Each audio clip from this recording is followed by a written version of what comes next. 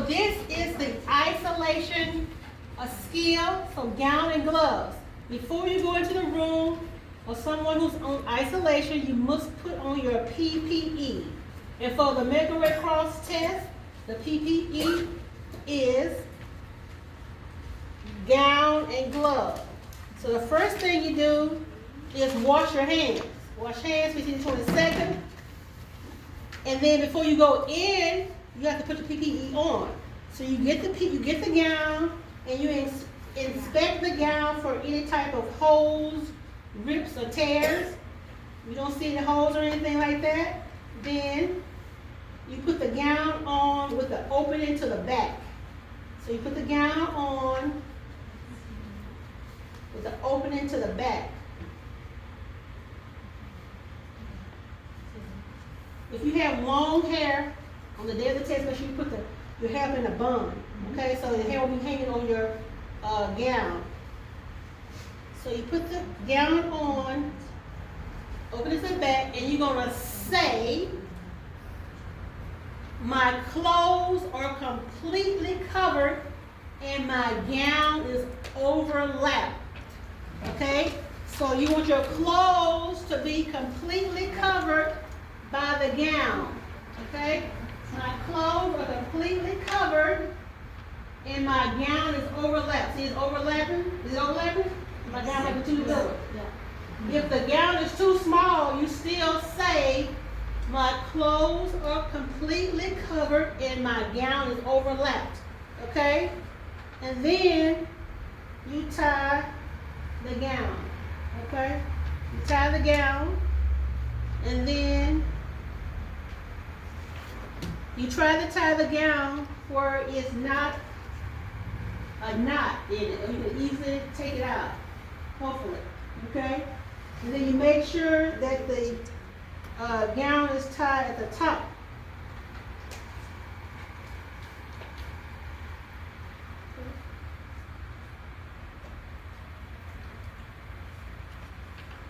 Okay? And once your gown is on, then you inspect your gloves, and you put the gloves on. Make sure that you pull the gown down some on your hands and then put the gloves on over the cuff of the gown, because you can touch the part of the gown that's under the glove.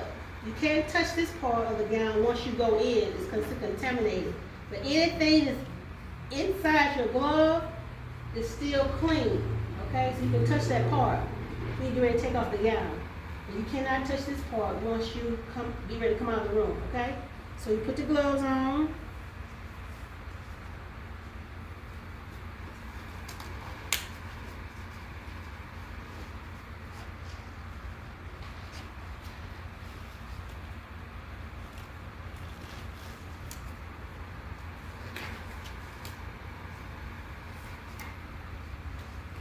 Okay, so now I have my gown on, I have my gloves on. So I already washed my hands, right? Before I put this on. Then, knock, knock, knock. Go into the room, and the scenario will say something about adjust the resident's pillow. So you finish adjusting the resident's pillow, you do your closing procedure, and then you come back to the door. This is what they're testing for, to make sure you take it off correctly. Okay? So the biohazard bag I see it. is inside the room. I see it. You cannot come out of the room with this on. It must come off in the room. Okay? But at the door. So the first thing you do is take off the gloves. So you're going to take one hand, whichever one you want, and pinch the glove and pull it down like this, so you can still have some space. Okay? Then you're going to take this hand and take this glove off all the way. Okay? Now I'm going to take this hand and take this glove off and put it in the biohazard. Okay, the reason why I pulled the glove off halfway, because I wanted to touch skin to skin. I cannot take my bare hand to touch this gown with, because it's contaminated. But I can touch my skin to skin, but not skin to gown or skin to glove. You understand? Yeah. So now both my hands are free. Now I gotta take the gown off. So I reach back and I untie the neck. Then I reach back and untie the gown. Okay, untie the gown without touching it. Okay? So now it's off. So now I gotta take off the gown without touching the gown with my bare hands. Okay? So I look at my gown, and I can touch this part, right? Because it was under the glove. So I take this and I pull it off just to cover my hand up. Okay? Now I can touch gown to gown. My hand is protected.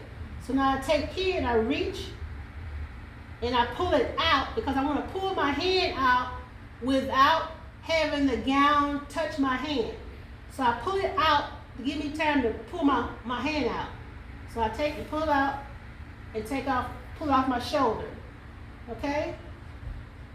I cannot touch this gown with my hand, right? But I can go underneath, because it's clean inside, and I take it, I pull it off, and I start to roll it up. And then just drop it in the biohazard bag. It don't go in the trash. It goes in the what? In the biohazard bag, not the trash. And then I come outside, wash my hands for 15-20 seconds, and then I'm going to say I report and I record. So that's the part of the closing we didn't talk about, but report and record. So the last 3 things you say after every skill is I wash my hands for 15 to 20 seconds and report and record. Report means to tell the nurse with your mouth, verbally, if there was a problem. Record means to write it down in the chart or put it in the computer. Okay? So report is a verbal, and record is you writing it down or putting it in the computer. Okay? So report and record. So one more time. The last 3 things you're going to say after every skill is what? Wash hands for 15 to 20 seconds and report and record.